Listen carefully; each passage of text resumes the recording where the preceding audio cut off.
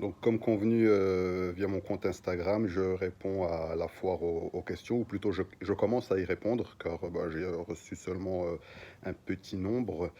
Donc, bah, je ferai pour chaque question une vidéo séparément. Donc, bien entendu, je ne répondrai qu'aux questions qui ont attrait au livre. Toute autre question que je considérerais hors sujet, je n'y répondrai pas en vidéo. Donc, la question qui est revenue le plus, c'est quel livre d'histoire de France nous conseillez-vous? Donc, en fait, en ce qui concerne l'histoire, tout dépend du but recherché.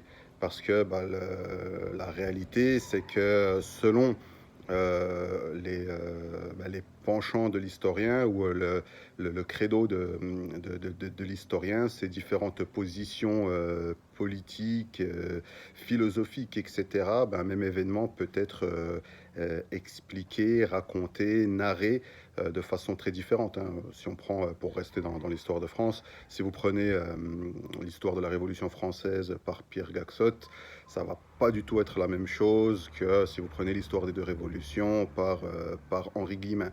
Néanmoins, c'est un exercice qui est très important pour celui qui veut avoir un certain recul ou maîtriser cette discipline qu'est l'histoire, et même de façon générale, d'un point de vue intellectuel et culturel, il est très important d'avoir un recul qui nous permet de lire des avis différents et surtout des avis différents du nôtre, comme on le verra dans ma fiche de lecture ou ma chronique qu'on a commencé sur l'ouvrage La lecture et les livres de Schopenhauer. En fait, quand on lit un livre, c'est comme si on avait dans notre tête quelqu'un d'autre qui pensait pour nous.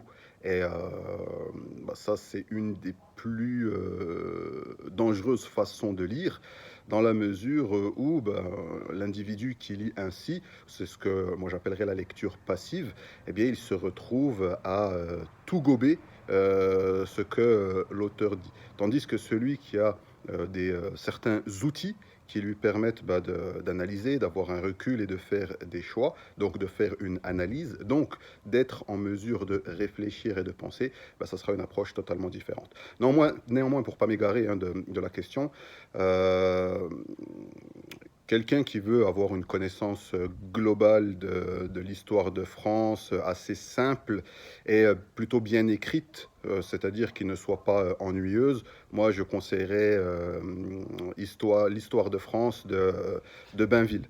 Donc après, faut pas s'hérisser en disant quoi, Bainville, l'action française, Maurras, etc.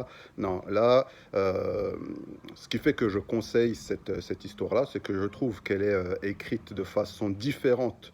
Parce que c'est pas un historien d'abord qui écrit. D'ailleurs, lui-même, hein, il dit que à la base, il aimait pas l'histoire. Quand il l'a étudié à l'école, c'était une matière qu'il trouvait totalement détestable. Donc, ça vient de quelqu'un qui à la base n'aime pas l'histoire, mais qui a une jolie plume.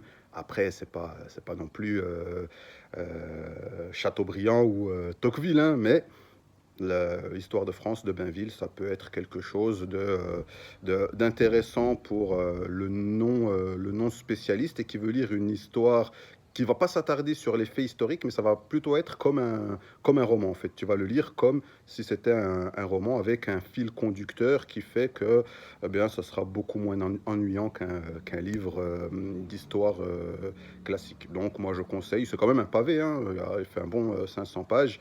Il y a plusieurs éditions, rééditions de cet ouvrage, peu importe laquelle.